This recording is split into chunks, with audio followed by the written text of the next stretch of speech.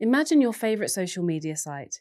If it was just an HTML document, users would be able to scroll the page, look at pictures and read text, but they wouldn't be able to log in, like posts, or get notifications for new messages.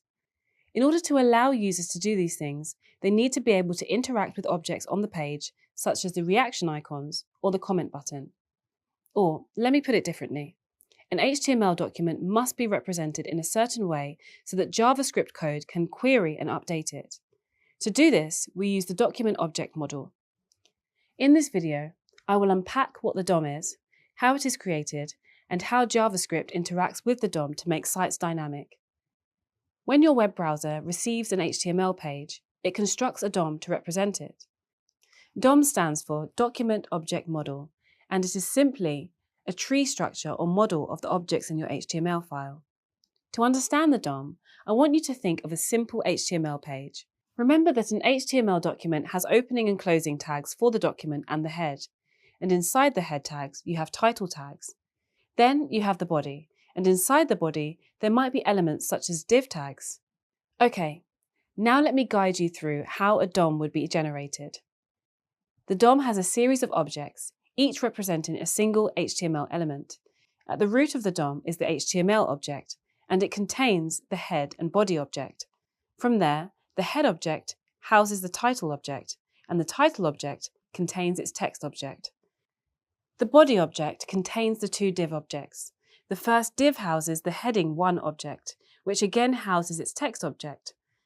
The second div object contains the paragraph object, which contains its text object.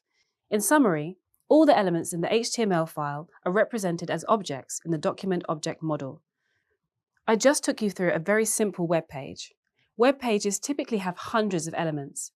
Can you imagine how complex the DOM of a highly interactive modern web page is?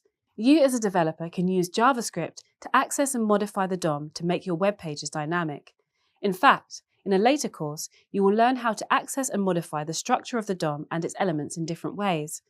Now that you know what the DOM is and how it is referenced, let me briefly explain common DOM and JavaScript uses. For each element, you can access the HTML attributes and content. This means you can update the existing content that is displayed in the web browser. For instance, you could write some JavaScript to update the seconds, minutes, and hours of a digital clock on a website.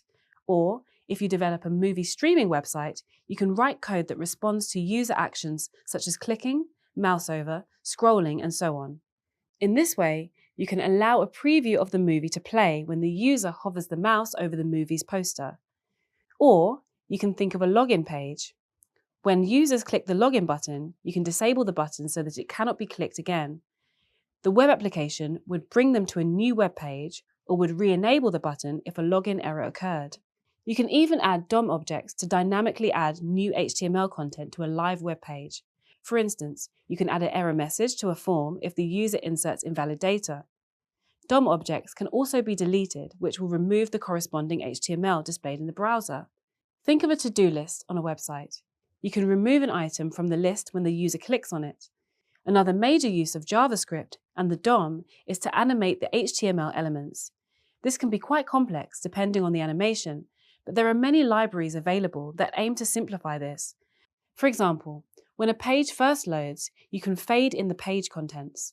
Or, when a user receives an instant message, a notification can pop up in the web browser. Many JavaScript libraries and frameworks rely on the DOM. One of these libraries is the React library.